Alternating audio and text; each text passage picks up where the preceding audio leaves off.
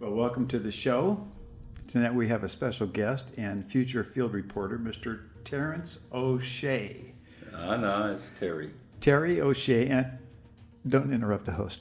And some know him as Dr. Cat. Terry, welcome to the show.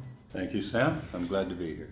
So, also, Jarrett's in Berlin. So we have the backup for Jarrett, our co-producer. Say hi. Hi. Fernando. Stick your face over here, Fernando. Come on. You got to be in the picture. It's serious. Okay, here's Fernando. Hi, Fernando. Okay, thank you, Fernando. And we all have to say a prayer for Fernando, but if it's not for Fernando, we wouldn't be here right now. Isn't that right? Yes, sir. That's right. Now, Oh, to try to put this in perspective, this is a personal friend of mine, and he's never had his angel channeled. He's watched me channel angels, and he's been a very respectful skeptic, a very, very respectful skeptic up until a month or so ago. So let me lay the groundwork.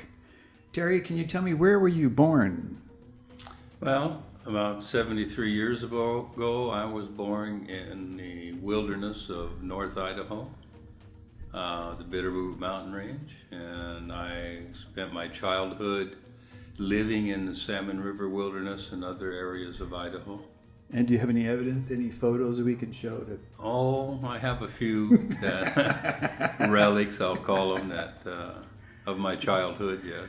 Yeah, he tossed out a whole bunch apparently, but he kept the one of him carrying a bear on his back and holding a bunch of salmon. So.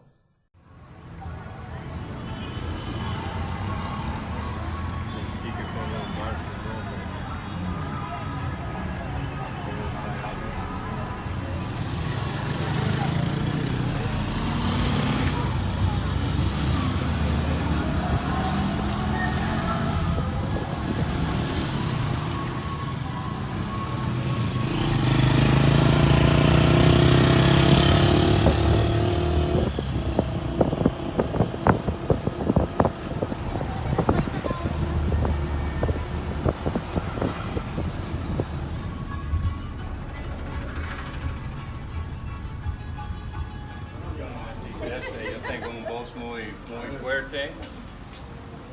Este es un gran honor para estar aquí con ustedes por esta inauguración. Yo fui un socio de este club hace 20 años. Y durante mi tiempo aquí yo donar muchas cosas por la club para mejorar.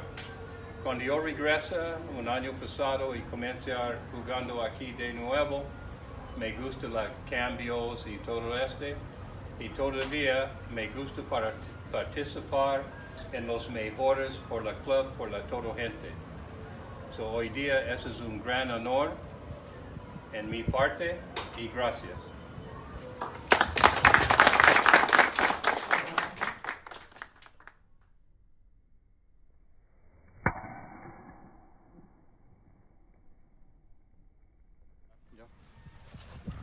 Bueno, yo aprendí realmente lo que me enseña el señor Terry es la fortaleza realmente de un hombre luchador, de un hombre que tiene muchos deseos de seguir viviendo, un hombre muy valiente, ¿no? Para seguir adelante sin realmente, o sea, dándole mucho valor, digamos, a la vida. Muy bien, ¿no? Y yo pienso de que es una lección de vida para nosotros, para mí y para muchos, ¿no? ¿Ya? Todo. Sí, todo, ¿no? Y la verdad, yo me siento con esa mentalidad de poder adelante seguir. That's fantastic. Oh, gracias. Okay. Thank you. Thank you. Yeah. You did a good job, boss. Okay. Uno. Dos, tres.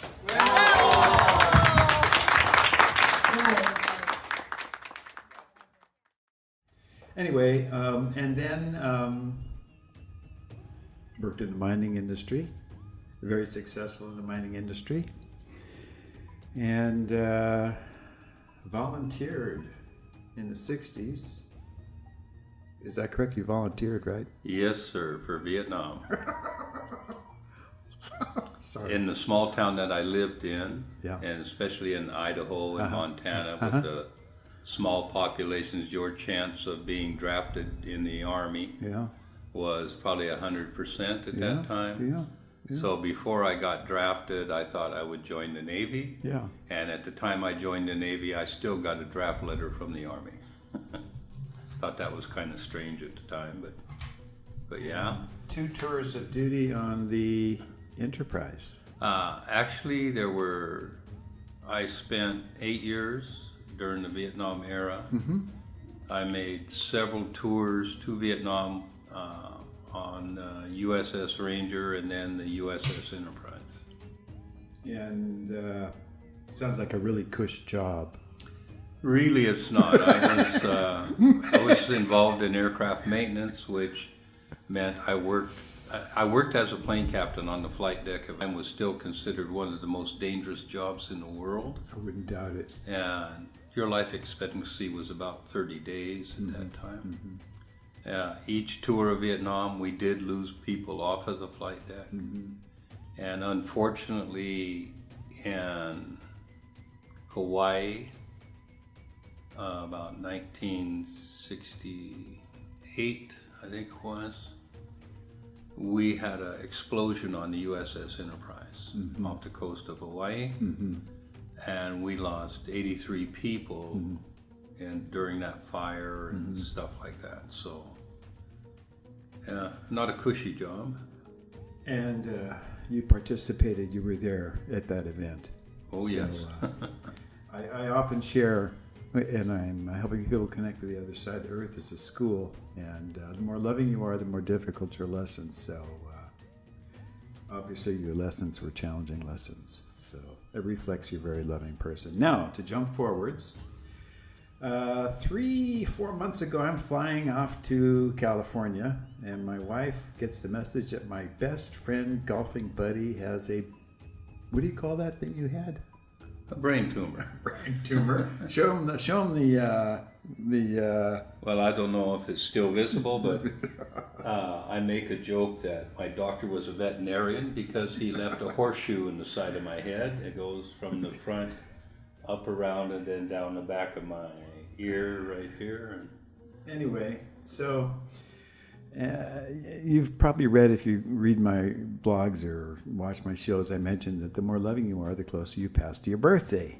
Again, the more loving you are, the closer you pass to your birthday. So I asked my wife, I go, oh no, Terry's got, no. When's his birthday? Oh, it's coming up. I'm like, oh no. So I'm like, well, kiss him goodbye. Finally get a golfing buddy that's cool. Next thing I know, his wife's on the phone. Terry wants to talk to him. He just came out of his surgery. Now, you need to bring us up to speed. So you go in, they shave your head, and then what? Well, I don't know if they shaved my head. Okay. I went the morning of the operation. The operation was going to be in the evening. That morning, I played a round of golf, and I was supposed to go to the clinic at 2 o'clock in the afternoon, and they would prep me for surgery for 8 o'clock in the evening. So I did all the things you're not supposed to do. I had a beer, that was like a death dagger and all that stuff.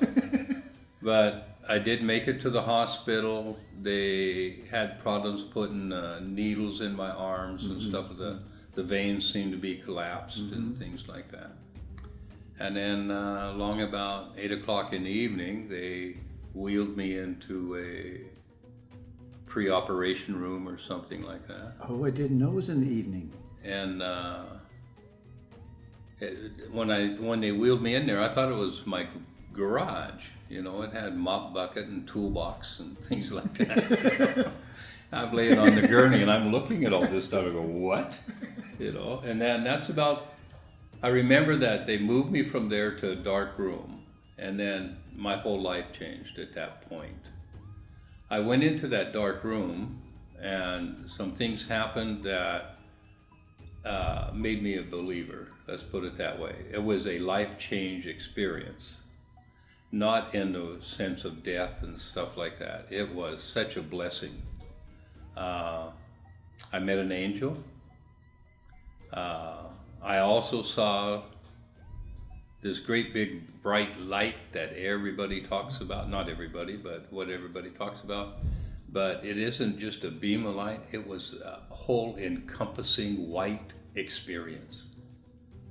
And it was so fantastic. I remember yelling at the top of my lungs, wow, this is cool, this is what I like. And you know, and I asked my doctor afterwards, did you hear me yelling? And he said, no, you didn't say a word. Didn't say a word. Well, during the time of the operation, some experiences happened. I remember I was down on my hands and knees looking down at the earth from up above. Well, let me stop you here. Yeah. So you're in a darkened room, and then the next thing that happens is you're up above your body, looking down I'm looking down, yeah, at the earth. at the earth. So you're somewhere seeing down to the earth. Yeah, yeah, Okay, like in orbit or something. yeah, like an orbit. Just, Okay. You know. And then what?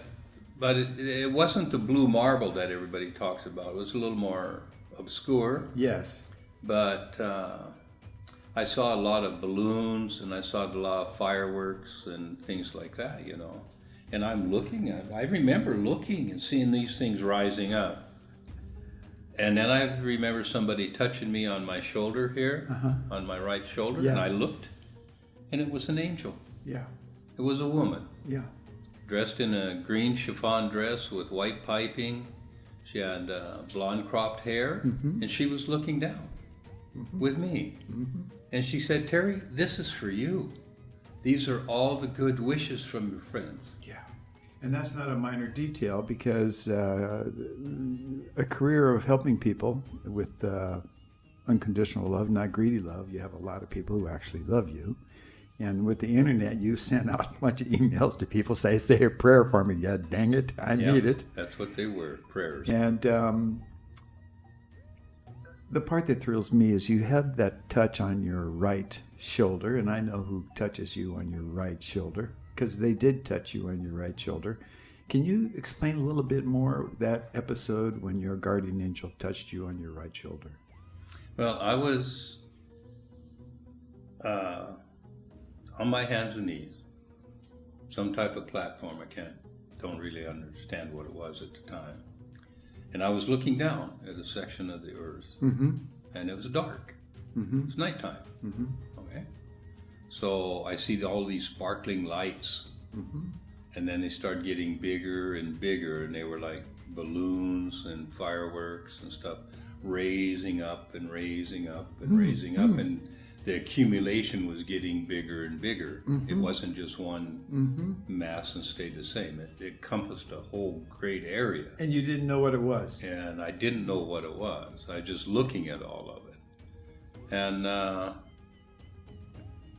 I really wasn't thinking too much. I was just wondering what it was, you know. And then I felt this touch on my shoulder, my right shoulder. And I looked over, and there's this woman, and she's on her hands and knees. And she's in a green dress, and I see the white piping that went around the bottom of the dress and that. And I followed it up to her neck, and she had what was called cropped blonde hair. You know, not blonde, but just blonde hair. And just, I would say, an ordinary type face, nothing real expressive or anything like that, you know. And I go, who are you? And she goes, I'm your angel. And all of this is for you. And I go, well, what is this? And she says, that's all the prayers coming up. And then that's the last I saw of her. Nothing more. That was it. So I know angels exist. Something that has never, ever happened. I had 2 opportunities in my life to see something like this before through near-death experience, and I never witnessed anything like this. And then what came after this was the bright white light, and in a procession of things, not just boom, it's there. It actually had to come in from the darkness while my other life was leaving. So I had this, like a movie, and everything's exiting stage right, and then all of a sudden everything is entering stage right. You know, so it wasn't just a snap of the fingers and you went from dark to light and stuff like that. It was a procession of time. going towards looking forwards, I thought you were going to pass on. Your friends thought you were going to pass on. Your caddy thought you were going to pass on. We'll put your caddy's clip in here, Marcos. He's a good guy. And, well, you didn't pass on. Matter of fact, you came back better looking, better sounding, better golfer. You need a haircut different, but other than that, you actually came back a lot better. More importantly, how do you feel about the afterlife? I'm not afraid of it. Hallelujah, baby. I'm not afraid of it at all. No, you're not. You're not BSing me. No. No. No. I'm perfectly content. Yeah, tell me about it. You know, there's nothing to fear. I know. You know, Yeah. What I experienced, you know, through your life, you do all kinds of things and stuff like that. And sometimes you wonder, will I go to heaven? Will I go the other direction and stuff like that? I know where I'm going. Yeah, of course. And I'm not afraid of it. No. And it's nice. Yeah. So, like you said, you don't just die. No. Your soul leaves your body and enters the other world. Yeah. Yes, I agree with that. I think, at least for me and possibly for you, the only drawback, if you could call it a drawback, is the loved ones that you love, that you know, you can't really fully express. I don't think You can't express it. the people who have experienced the same thing can communicate about it. Yeah. But if you haven't experienced it, it's hard for people to understand. Yeah. There's been recent activity throughout the world to generate interest in extraterrestrial, spiritual, and divine being and things like that, with more documentation proving that it's real. And man, there is a spiritual world. Yeah. Yeah. And there is a divine being and all the divine presence and all this stuff. I got a chance to see it. Yeah. Yeah. Yeah. Yeah, it's excellent. Yeah, that's correct. And now, you can trust this man because the United States government trusted him on an aircraft carrier with some very important information. You want to describe the information that you were trusted with?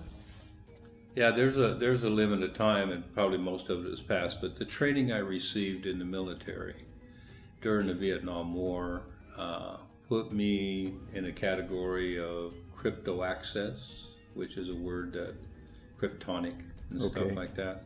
And I had to work on some machines that were voice scramblers and things like that, and couldn't talk about it or anything like that. So yeah, I had a secret clearance with the crypto access. So that's enough said. Yeah. And the point is that you're not BSing the people out there. No, we're not. No, we are not. We're not. And we look forward to buying the book. What's the name of the book one more time? The Brain Garden. The Brain Garden, and your name is? Terry O'Shea. Mr. O'Shea? We're going to get to work on this book. Yes, yeah. It's Fernando, thank you for making this happen. Yeah. You and all your loved ones are always in our prayers. Yeah. Bye-bye.